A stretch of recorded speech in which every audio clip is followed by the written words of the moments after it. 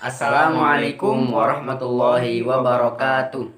Perkenalkan, saya Habibul Ansori dengan nomor induk mahasiswa 20200510051 dari kelas A reguler. Dan perkenalkan, saya Risno Awalanu dengan nomor induk mahasiswa 20200510116 dari kelas C reguler. Pada video kali ini, kami akan mempresentasikan tentang sejarah perkembangan zaman ilmu filsafat. Kami akan menjelaskan tentang 5 poin. Yang pertama, pada zaman Yunani klasik. Yang kedua, zaman skolastik. Yang ketiga, zaman pertengahan. Yang keempat, zaman modern. Dan yang kelima, zaman kontemporer. 5 zaman di atas adalah zaman yang dimana sangat mempengaruhi berkembangnya ilmu pengetahuan atau filsafat. Karena filsafat disebut sebagai ibu dari semua ilmu pengetahuan. Jadi, bisa juga dikatakan bahwa di mana pertama kali pengetahuan didapatkan, maka di saat itu pula filsafat didapatkan. Dari 5 zaman di atas, kami akan menjelaskan satu persatu mulai dari zaman Yunani, klasik hingga kontemporer. Jadi, zaman pertama yakni zaman Yunani klasik. Pada zaman ini, pengetahuan belum dianggap sebagai ilmu pengetahuan, tetapi hanya sebatas pengetahuan. Dan pengetahuan pada zaman ini pun didapat dari mitos-mitos atau legenda. Lalu mereka mencari prinsip kehidupan. Dari sinilah banyak filsuf yang mengambil pendapat tentang asal-usul manusia. Filsuf yang pertama bernama Thales. Thales menganggap bahwa asal-usul manusia adalah air. Karena air adalah sumber hidup manusia, khususnya dalam tubuh manusia.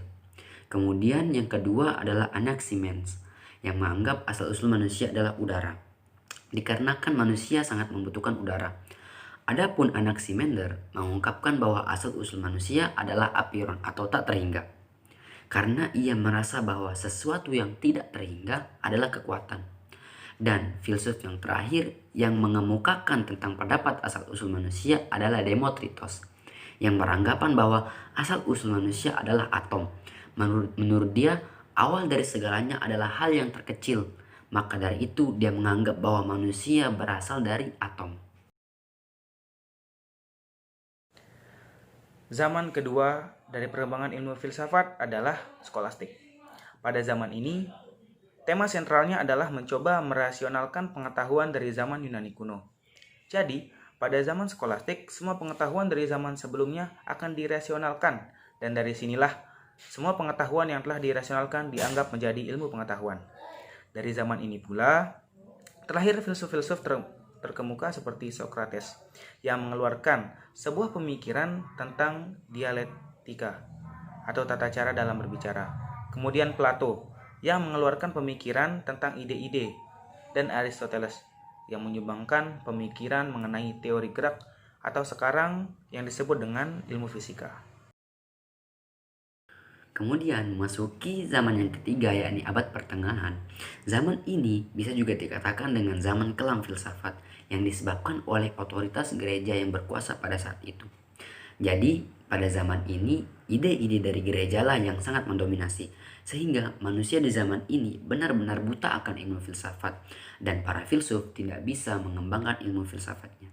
Berdasarkan pada pendekatan sejarah gereja, saat itu tindakan gereja sangat membelenggu kehidupan manusia. Manusia tidak lagi memiliki kebebasan untuk mengembangkan potensi yang terdapat dalam dirinya. Para ahli juga berpikir bahwa saat itu juga tidak ada kebebasan berpikir.